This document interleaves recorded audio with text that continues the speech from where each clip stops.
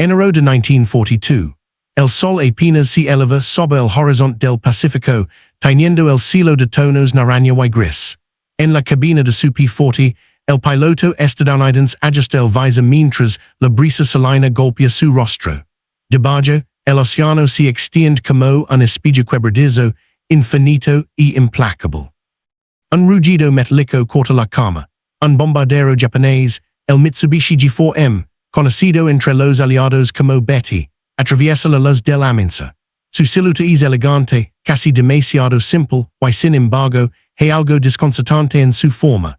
Los pilotos estadounidenses observan con incredulidad los enormes tanques de combustible expuestos, vulnerables, colgando como cicatrices de acero bajo sus alas. Nadie entiende como un avión tan esencial para la expansión japonesa puede sobrevivir a las ráfagas de sus propios cañones. El Betty se mueve con gracia mortal, capaz de atravesar cientos de millas sobre el océano, mientras las tripulaciones estadounidenses se preparan para interceptarlo, sabiendo que cada segundo será una mezcla de cálculo, miedo y asombro.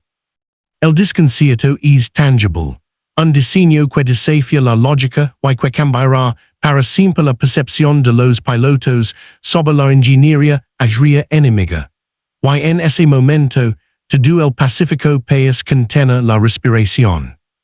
Este asombro abrirá paso al análisis profundo de lo que los pilotos descubrieron sobre el G4M y su aparente vulnerabilidad. A comienzos de 1942, el Pacífico era un tablero de guerra en constante expansión. Japón, tras el ataque a Pearl Harbor el 7 de diciembre de 1941, se había lanzado a una ofensiva relámpago, buscando asegurar recursos estratégicos y consolidar su dominio sobre islas dispersas y rutas marítimas esenciales. Las fuerzas estadounidenses, aún sorprendidas y parcialmente desorganizadas, luchaban por adaptarse a un enemigo que se movía con precisión y velocidad inesperadas. Los cielos sobre el Pacífico se convirtieron en un espacio de tensión constante. Los pilotos de la Armada y de la Fuerza Aérea estadounidense, muchos de ellos recién entrenados, comenzaron a encontrarse con aeronaves japonesas que desafiaban su comprensión técnica y táctica. Entre estas, el Mitsubishi G4M, o Betty, emergió como un enigma. Diseñado para misiones de largo alcance y ataque naval, su estructura ligera y sus alas largas lo hacían rápido y maniobrable, pero los observadores estadounidenses no podían comprender cómo un avión con tanques de combustible expuestos podía operar en combate sin desintegrarse al primer disparo. En los informes de inteligencia de la Marina estadounidense de principios de 1942, se registraban encuentros con el G4M sobre las aguas que rodeaban Filipinas y las Islas Salomón. Los pilotos relataban haber visto como los Bettys avanzaban hacia sus objetivos con calma aterradora, a pesar de los disparos que impactaban sus alas o fuselage. Cada encuentro estaba marcado por la mezcla de respeto y desconcierto. La máquina era efectiva, pero frágil, como si la ingeniería japonesa se hubiera basado más en la audacia que en la protección. Las misiones de reconocimiento aéreo eran esenciales para entender al enemigo. Aviones estadounidenses equipados con cámaras y radars rudimentarios volaban cerca de los flancos de la flota japonesa, registrando cada movimiento, cada formación, cada maniobra del bombardero. Era una carrera entre la información y la supervivencia. La información obtenida permitiría no solo interceptar a los Bettys, sino también descifrar las intenciones estratégicas del imperio japonés. Cada foto aérea y cada testimonio de piloto alimentaban un archivo que pronto se volvería crucial para futuras batallas. La estrategia japonesa con el G4M no se limitaba a la velocidad o al alcance. Cada misión era una prueba de confianza en la destreza de sus tripulaciones y en la audacia de su diseño. Mientras los pilotos estadounidenses estudiaban cada vuelo, surgió una contradicción inquietante. La máquina podía penetrar las defensas, lanzar bombas y regresar, pero su vulnerabilidad era evidente. Era un equilibrio precario entre eficiencia ofensiva y riesgo mortal, un dilema que los estadounidenses tardarían en entender por completo. El choque entre la doctrina aérea japonesa y la percepción estadounidense comenzaba a formar la narrativa de sombra y análisis técnico que marcaría los enfrentamientos aéreos del Pacífico. La experiencia de los pilotos, desde la tensión en la cabina hasta la observación detallada de cada movimiento del Betty, se convertiría en una fuente de conocimiento crítico.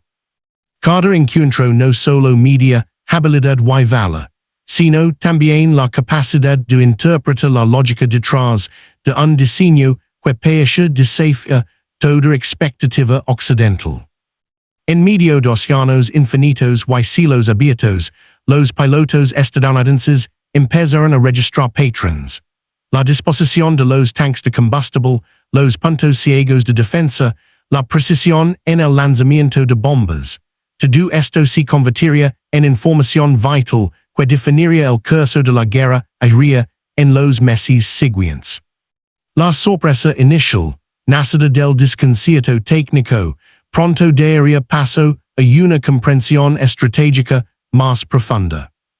El asombro inicial ante la fragilidad apparente del Betty Bomber sería la chispa que impulsaría a los pilotos estadounidenses a repensar sus tácticas, a cuestionar la ingeniería enemiga y a desarrollar contraestrategias que cambiarían el equilibrio de poder en el Pacífico. Cada vuelo interceptando un G4M no era solo una misión de combate, era un aprendizaje constante, un enfrentamiento con un enemigo cuya lógica de diseño desafiaba la intuición occidental. Y mientras los primeros informes regresaban a los cuarteles, quedaba claro que la guerra aérea sobre el Pacífico no sería una cuestión de superioridad numérica ni de coraje aislado, sino de comprensión, adaptación y análisis detallado del enemigo. Todo esto nos lleva al siguiente capítulo, la descripción técnica y estratégica del G4MY, como sus características definieron la percepción que los pilotos estadounidenses tendrían de él. El Mitsubishi G4M, apodado Betty por los aliados, era un bombardero medio diseñado para misiones de largo alcance sobre el Pacífico. Su concepción priorizaba la velocidad y autonomía sobre la protección. Con un fuselage ligero y motores potentes, podía cubrir hasta 3,000 kilómetros, levando cargas de bombas que amenazaban tanto objetivos navales como terrestres. Para Japón, esta combinación de alcance y ofensiva lo convertía en un arma estratégica esencial. Podía atacar flotas enemigas, apoyar invasiones de islas y penetrar en territorios ocupados sin la necesidad de aeródromos cercanos. Sin embargo, esa misma ligereza era la fuente de su principal vulnerabilidad. Los tanques de combustible del G4M eran de estructura expuesta, ubicados fuera de la carcasa principal del avión, sin blindaje adecuado. Para los pilotos estadounidenses, acostumbrados a bombarderos como el B-17 o el B-25. Con tanques protegidos y fuselages reforzados, esto era desconcertante. La lógica occidental dictaba que cualquier impacto en un tanque de combustible podía significar la destrucción inmediata del avión y la muerte de su tripulación. Aún así, los Bettys continuaban volando misiones con relativa efectividad, lo que aumentaba la sorpresa y el respeto de sus enemigos. El armamento defensivo del G4M también reflejaba esta filosofía de diseño. Contaba con ametralladoras dorsales y ventrales, pero su cobertura era limitada y dependía en gran medida de la habilidad de sus artilleros. La tripulación debía confiar en maniobras evasivas y velocidad para sobrevivir, más que en blindaje pasivo. Esto lo hacía excepcionalmente ágil, pero cada misión era un acto de equilibrio entre audacia y riesgo extremo. En combate, los pilotos estadounidenses notaban un patrón. Los Bettys podían realizar incursiones rápidas y precisas, pero una vez alcanzados por fuego sostenido, especialmente de artilleria antiaérea o casos modernos, se volvían extremadamente vulnerables. Las historias de avions que explotaban en llamas al recibir impactos directos a los tanques eran recurrentes. Sin embargo, los japoneses confiaban en su destreza y en la coordinación de escuadrones para minimizar estas pérdidas.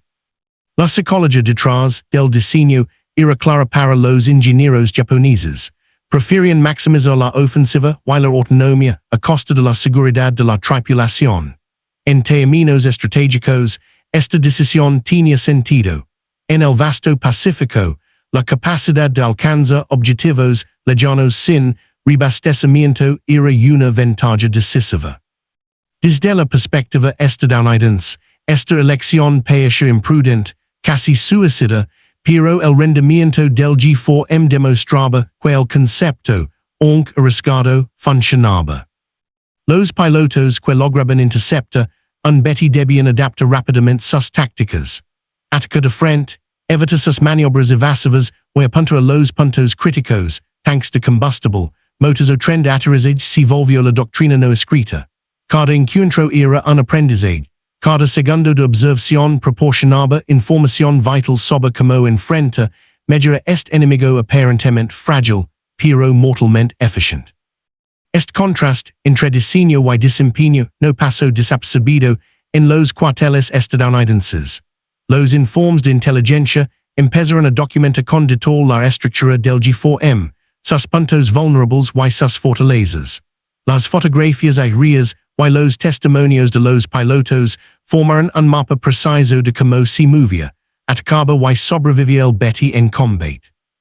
Esta información se volvería crucial para las batallas futuras, incluida Midway y Guadalcanal, donde la comprensión del enemigo marcaría la diferencia entre la victoria y la derrota. El desconcierto inicial de los pilotos, nacido de la aparente contradicción entre fragilidad y efectividad, sentó las bases de un estudio más profundo. La percepción de que Japón había diseñado un avión imprudente rápidamente se transformó en respeto cauteloso. El G4M podía parecer vulnerable, pero su combinación de alcance, velocidad y capacidad ofensiva lo hacía un enemigo formidable. Así la narrativa que comenzaba con sorpresa y duda diaria pasó a un análisis más amplio.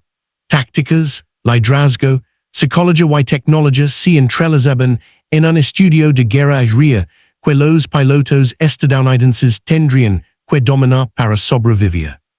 Esta comprensión técnica nos conduce naturalmente a la siguiente sección. Los ángulos múltiples desde los cuales se podía analizar el Betty Bomber y la experiencia de quienes lo enfrentaron. Humano. Para los pilotos estadounidenses, enfrentarse a un Betty Bomber no era solo un ejercicio de habilidad, sino un choque emocional. La primera impresión era de incredulidad. Un avión que parecía tan expuesto, con tanques de combustible, al aire libre y fuselage ligero, cruzaba el cielo con aparente despreocupación. Muchos pilotos sentían miedo, pero también asombro, al observar cómo el enemigo podía completar misiones de largo alcance sin sucumbir a la artillería propia o al fuego de cazas interceptors. Esta experiencia humana estaba marcada por un contraste profundo. Por un lado, la conciencia de la vulnerabilidad del avión generaba una sensación de oportunidad. Por otro, la capacidad de los Bettys para sobrevivir múltiples encuentros desafiaba la intuición. Los pilotos aprendieron rápidamente que la guerra aérea no dependía únicamente de la avalancha, sino de la comprensión del comportamiento del enemigo. Cada misión, interceptando a un G4M, exige concentración máxima, anticipación y coordinación precisa con el resto del escuadrón. El estrés psicológico era constante. Los pilotos debían equilibrar el tema a un impacto directo con la necesidad de mantener la calma y ejecutar maniobras defensivas y ofensivas. La percepción de fragilidad del enemigo obligaba a los estadounidenses a cuestionar su propia estrategia y a innovar tácticas sobre la marcha. Esta tensión humana, Entremido y respeto, si convertiría en un motor clave para el desarrollo de nuevas técnicas de combate aéreo en el Pacífico. Tecnológico. Desde un punto de vista tecnológico, el Betty Bomber era un rompecabezas. La ingeniería japonesa había priorizado la velocidad, el alcance y la capacidad de carga por encima de la protección. Sus motores potentes permiten largos vuelos sobre el océano, y la ligereza de la estructura ofrece maniobrabilidad excepcional, algo que los pilotos estadounidenses no podían ignorar. Sin embargo, la falta de blindaje en los tanques de combustible generaba una vulnerabilidad crítica. Este contraste fascinaba a los ingenieros militares estadounidenses y a los pilotos que observaban los vuelos enemigos. Se planteaban preguntas técnicas, como podía un avión completar misiones con un diseño tan arriesgado. Era la pericia de la tripulación o la coordinación del escuadrón lo que aseguraba la supervivencia del avión. Cada vuelo interceptado era una oportunidad para registrar datos sobre el rendimiento del G4M, evaluar sus puntos débiles y anticipar su comportamiento en combate. Además, la tecnología del Betty influía directamente en la estrategia de ataque. Los pilotos estadounidenses aprendieron que los impactos en los tanques de combustible o motores eran decisivos, mientras que otros puntos del fuselage podían soportar daños sin comprometer la misión. Esta comprensión detallada del diseño enemigo transformó el desconcierto inicial en un análisis sistemático que informaría cada enfrentamiento futuro, desde incursiones aéreas hasta la planificación de emboscadas en el Pacífico. Táctico. El ángulo táctico ofrece otra capa de complejidad. Los Betis no operaban de manera aislada, se movían en formación, coordinados por controladores y tripulaciones entrenadas para explotar cada ventaja de alcance y maniobrabilidad. Los pilotos estadounidenses tuvieron que adaptarse rápidamente, desarrollando tácticas que maximizaban sus propias fortalezas y explotaban las vulnerabilidades del G4M. Las intercepciones requerían precisión absoluta. Ataque de frente era arriesgado pero podía resultar efectivo si se apuntaba a los tanques de combustible expuestos. Los ataques laterales o por detrás aumentaban la probabilidad de impactar puntos críticos, pero también requerían coordinación con otros casos para evitar ser derribados por la artillería defensiva. La combinación de observación detallada, maniobras rápidas y comunicación constante definía el éxito de cada encuentro. El aprendizaje táctico era rápido y brutal. Cada piloto debía memorizar patrones de vuelo, anticipar movimientos evasivos y calcular la trayectoria de disparo mientras mantenía la conciencia situacional sobre todo el escuadrón. La experiencia directa en combate enseñaba lecciones que los manuales no podían ofrecer. La vulnerabilidad del Betty era real, pero su eficacia requería respeto y adaptabilidad. Si los primeros tres ángulos, humano, tecnológico y táctico, convergen en un mismo punto, la comprensión de que enfrentas al G4M exige mucho más que valencia, requiere análisis, adaptación y estudio del enemigo. Estos elementos preparan el terreno para los siguientes ángulos, liderazgo, moral y percepción del enemigo, que completan la visión completa del impacto del Betty Bomber. Liderazgo. El enfrentamiento con el Betty Bomber también planteaba desafíos de liderazgo, tanto para los comandantes estadounidenses como para los japoneses. Los oficiales japoneses confiaban en la audacia de sus pilotos y en la coordinación de escuadrones para compensar las vulnerabilidades estructurales del G4M. Cada misión era una prueba de disciplina y precisión. Los líderes debían asegurarse de que los bombarderos volaran en formación cerrada, mantuvieran velocidades óptimas y ejecutaran maniobras evasivas sin desorganizar la unidad. Por el lado estadounidense, los comandantes se enfrentaban a la tarea de transformar el desconcierto en estrategia efectiva. comprende la fragilidad del Betty, significaba, toma decisiones rápidas sobre tácticas de interceptación, asignación de casas y rutas de aproximación. Cada orden debía equilibrar el riesgo con la oportunidad de éxito, y que un ataque mal calculado podía resultar en la pérdida de valiosos pilotos y aviones. La experiencia del liderazgo en estas misiones no solo moldeó la forma en que los escuadrones estadounidenses operaban, sino que también redefinió la comprensión del mando aéreo en el Pacífico.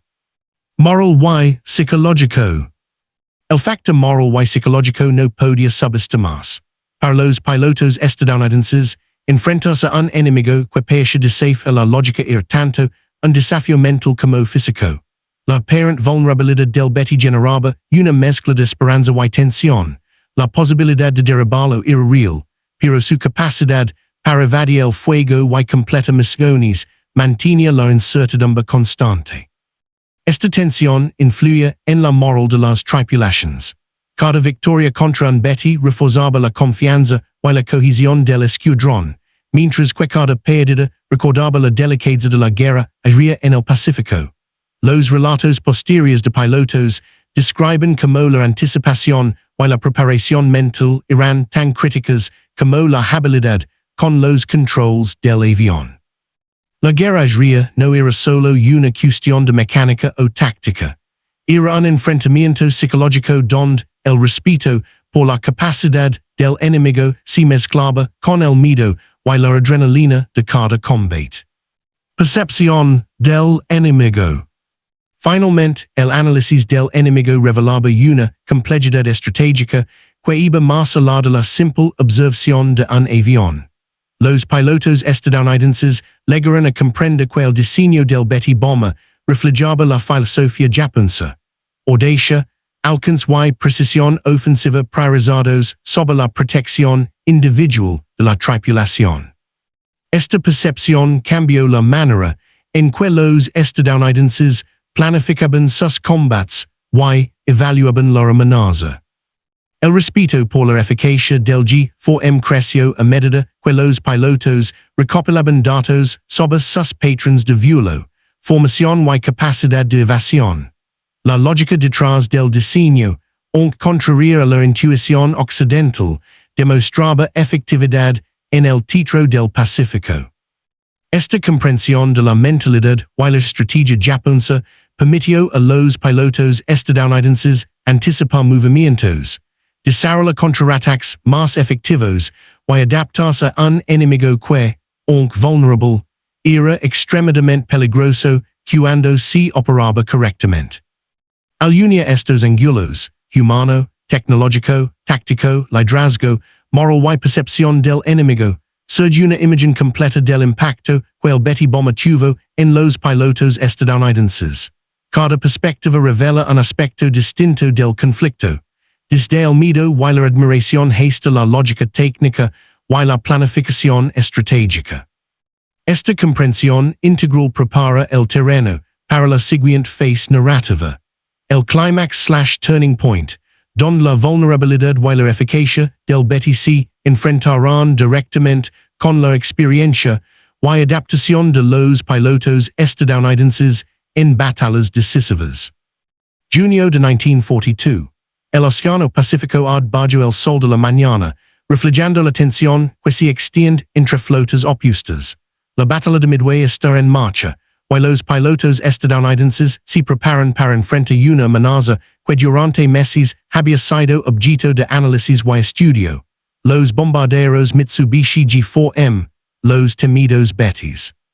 Los escuadrones de cazas estadounidenses, liderados por oficiales experimentados que habían aprendido de enfrentamientos previos, se elevan desde portaaviones con precisión calculada. Sus misiones no son solo interceptar, son estudiar, aprender y, sobre todo, sobrevivir. Cada piloto recuerda los informes sobre los tanques de combustible expuestos y la limitada defensa del G4M, pero sabe que la teoría es solo una parte del combate. La realidad será brutal, inmediata y decisiva. Cuando los Bettys aparecen en el horizonte, el aercilina de rugidos de motores, o el brillo metálico de los aviones enemigos. La maniobra japonesa es impecable, en formación cerrada, cada bombardero cuba su compañero mientras avanzan hacia los objetivos estratégicos.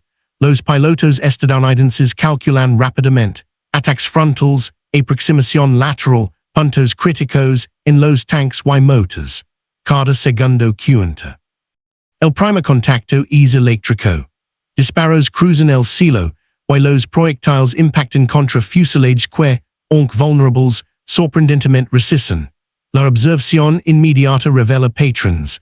Los betis maniobran con rapidez, alterando su rumbo para evitar impactos directos, demostrando que la vulnerabilidad no significa indefensión.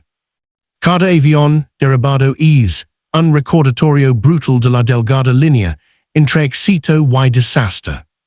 La coordinación entre los pilotos estadounidenses es crucial.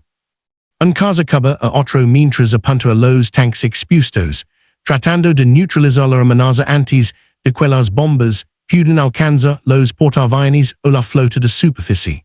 Las tácticas previamente ensaiadas en simulaciones o entrenamientos cobran vida, mientras la inteligencia recopilada sobre las vulnerabilidades del G4M se pone a prueba bajo condiciones extremas. En medio de esta tensión, la narrativa humana se entrelaza con la tecnológica y la táctica. El conocimiento acumulado sobre la estructura del beti permite a algunos pilotos anticipar movimientos evasivos, explotando los puntos débiles con precisión quirúrgica. Otros, menos experimentados, sufren pérdidas inmediatas, recordando que incluso un enemigo vulnerable puede ser mortal cuando se combina con disciplina y coordinación. Cada minuto de combate redefine la percepción inicial de los pilotos sobre el G4M. La aparente fragilidad del avión ya no es solo un enigma, es un desafío táctico que exige adaptación constante, análisis en tiempo real y coraje absoluto. Los relatos de esos encuentros describen momentos de tensión máxima. Un tanque impactado que no explota, maniobras evasivas que salvan al enemigo, decisiones rápidas que determinan la vida o la muerte de cada tripulación.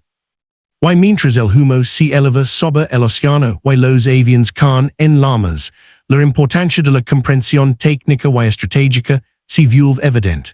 La batalla no se gana solo con fuego o número, se gana con anticipación, observación y la capacidad de traducir datos en acción efectiva.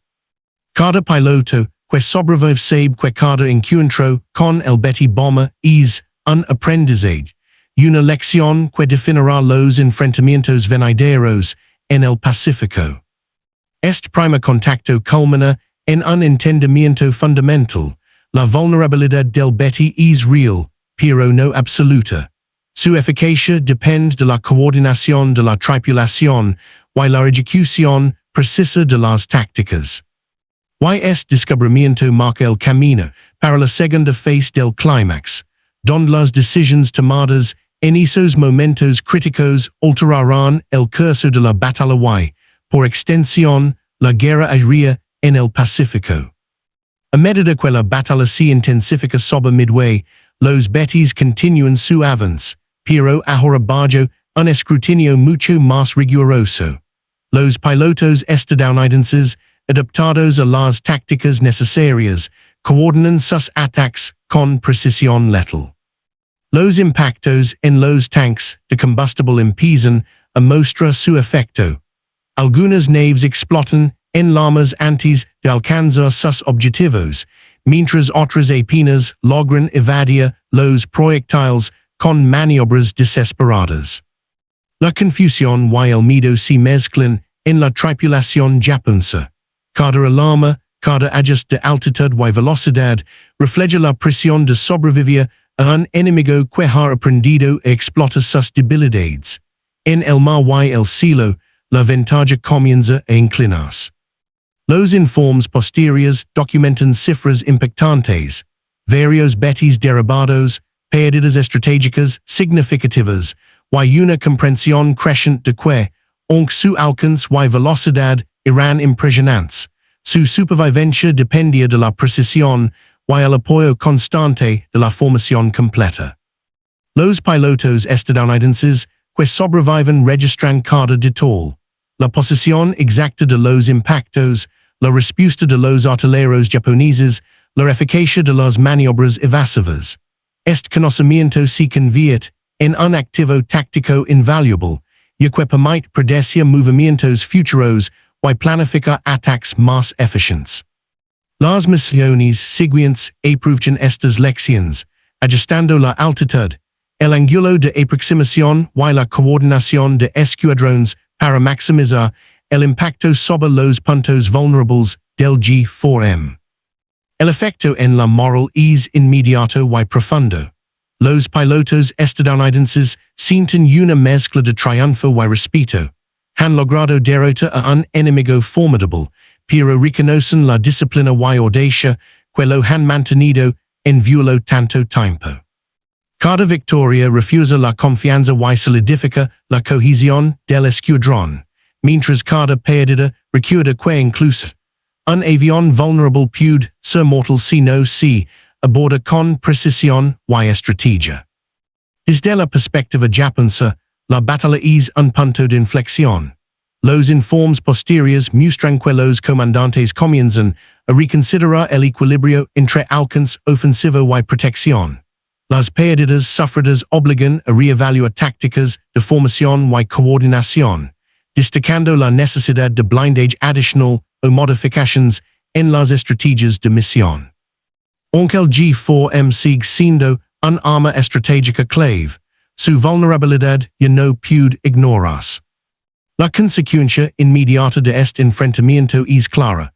La guerra aérea en el Pacífico ha cambiado.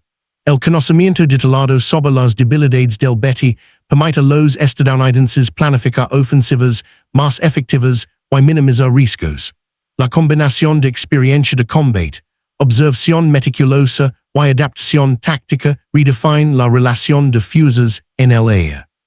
El enemigo que antes desconcertaba ahora se convierte en un objetivo comprensible, susceptible a estrategias bien ejecutadas y decisiones rápidas. El clímax de estas batallas demuestra un principio crítico de la guerra aérea. La eficacia de un diseño no se mide solo por su ingeniería, sino por la interacción de tecnología, táctica y psicología. El G4M, aunque aparentemente frágil, fue formidable hasta que el enemigo entendió cómo explotarlo.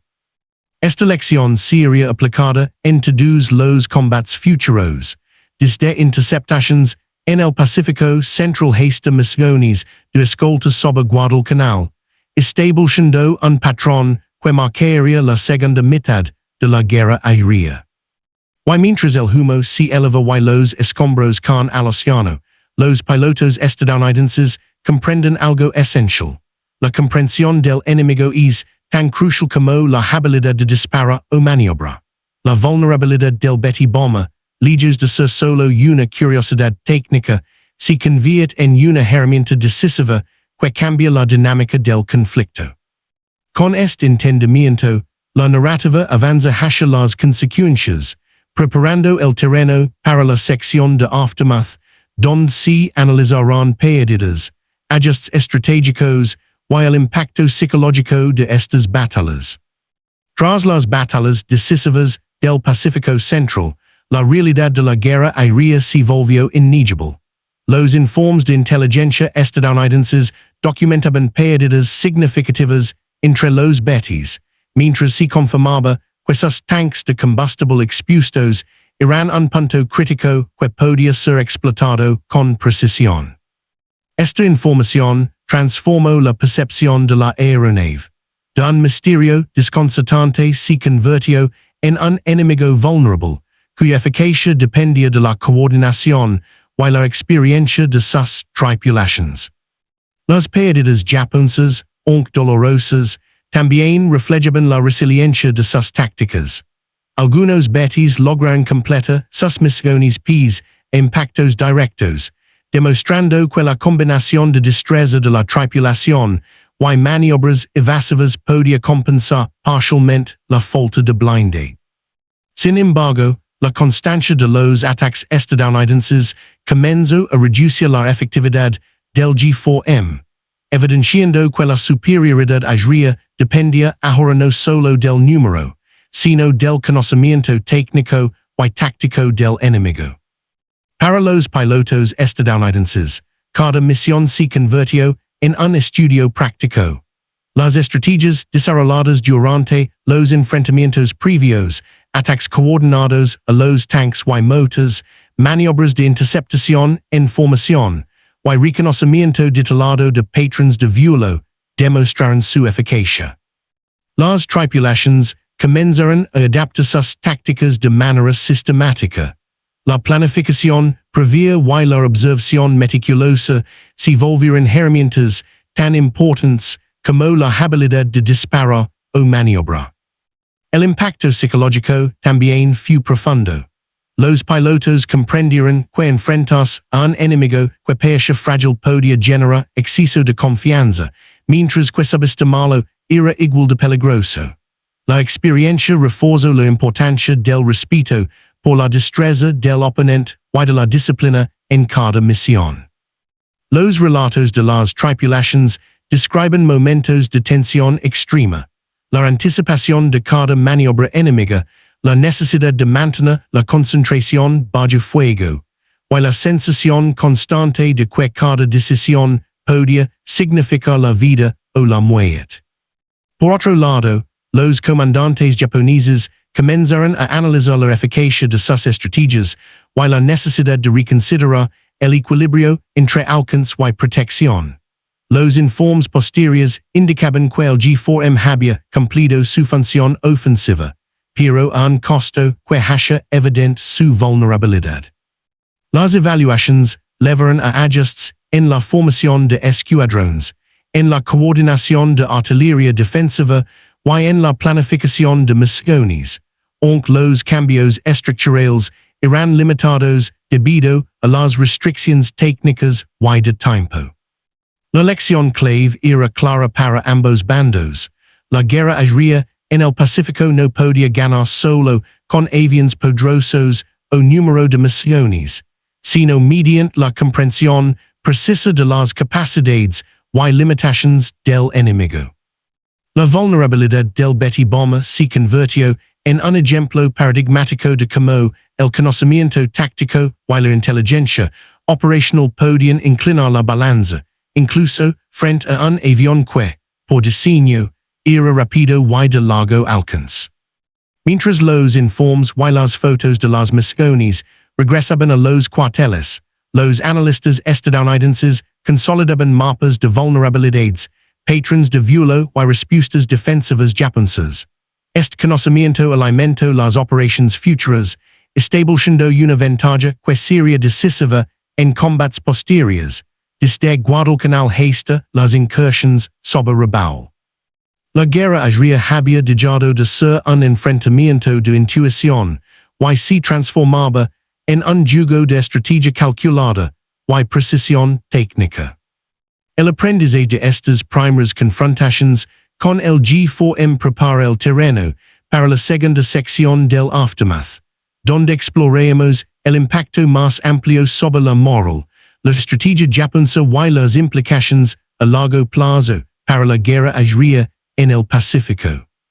La repercusión de los enfrentamientos con los Betis trascendió lo puramente táctico. Para los pilotos estadounidenses, la experiencia consolidó la confianza en la inteligencia y la preparación. Cada misión exitosa reforzaba la sensación de control frente a un enemigo que, aunque orders, no podía sorprender únicamente por su diseño. La combinación de observación, coordinación de escuadrones y aprovechamiento de los puntos vulnerables del G4M transformó la manera en que la marina y la fuerza aérea planificaban sus operaciones aéreas. En el lado japonés, la percepción de la vulnerabilidad de sus bombarderos tuvo un efecto significativo en la moral y en la planificación estratégica. Los comandantes empezaron a reconocer que confía únicamente en la destreza de la tripulación, y en la maniobrabilidad del avión era insuficient frente a un enemigo que podía analizar y explotar cada debilidad. Los informes posteriores mostraban debates internos sobre la necesidad de mejorar el blindaje, reorganizar las formaciones y modificar las tácticas de misión para reducir las pérdidas. Aunque las restricciones técnicas limitaban la capacidad de realizar cambios estructurales inmediatos, la lección fue clara. El diseño arriesgado del G4M había costado vidas y exige adaptación. Esta confrontación también dejó enseñanzas profundas sobre la psicología de la guerra aérea. Los pilotos estadounidenses aprendieron que la vulnerabilidad apparente del enemigo no debía ser subestimada ni despreciada. Cada encuentro requería concentración total, anticipación de movimientos y decisiones rápidas. La combinación de respeto por la capacidad del oponente y confianza en la propia preparación definía la efectividad de un escuadrón en combate. La moral de los equipos se fortaleció al comprobar que el análisis técnico y táctico podía traducirse directamente en supervivencia y éxito. Los efectos a largo plazo de estas batallas fueron decisivos para la guerra en el Pacífico. La recopilación sistemática de datos sobre el G4M permitió diseñar interceptaciones más efectivas, optimizar rutas de aproximación y perfeccionar maniobras de ataque que minimizaron riesgos. El conocimiento acumulado no solo salvó vidas, sino que también consolidó un modelo de guerra aérea basada en inteligencia, observación y adaptación constante. Además, la comprensión de la vulnerabilidad del Betty bomba influyó en la revolución del combate aéreo. Los estadounidenses comenzaron a aplicar estas lecciones en otras plataformas y escenarios, desde escoltas de bombarderos hasta ataques coordinados sobre bases japonesas. La lección era universal. Incluso un enemigo potente puede ser derrotado si se entiende su diseño, sus limitaciones y su estrategia. Así la vulnerabilidad del G4M dejó una marca duradera. No se trataba únicamente de un fracaso estructural, sino de un punto de aprendizaje que alteró tácticas, moral y planificación estratégica. La guerra aérea en el Pacífico se convirtió en un juego de anticipación. Precisión y conocimiento profundo del enemigo. Los pilotos, ingenieros y comandantes estadounidenses comprendieron que cada misión, cada observación y cada enfrentamiento eran una oportunidad para afinar la ventaja, cambiando el equilibrio de poder en los cielos del Pacífico.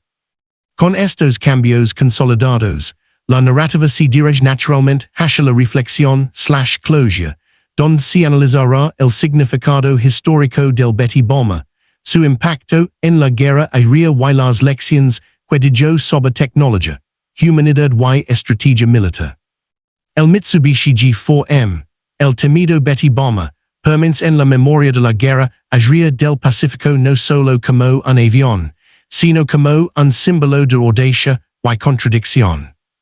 Su diseño, vulnerable en apariencia, desafió la lógica de los pilotos estadounidenses y, al mismo tiempo, enseñó lecciones que trascendieron la tecnología. La guerra no depende únicamente de máquinas poderosas, sino de la comprensión profunda de sus límites y capacidades. El impacto de enfrentarse a los Bettys fue doble. Para Japón, reveló los riesgos de priorizar el alcance y la ofensiva sobre la protección de la tripulación. Para Estados Unidos, mostró la importancia de combinar observación, inteligencia y táctica en un entorno donde cada decisión podía significar vida o muerte. La vulnerabilidad del G4M se convirtió en un catalizador de adaptación. Impulsó cambios estratégicos, perfeccionó maniobras y consolidó la idea de que el conocimiento del enemigo es, a veces, más letal que cualquier arma. Más allá de la técnica y la estrategia, el Betty bomba dejó un legado humano.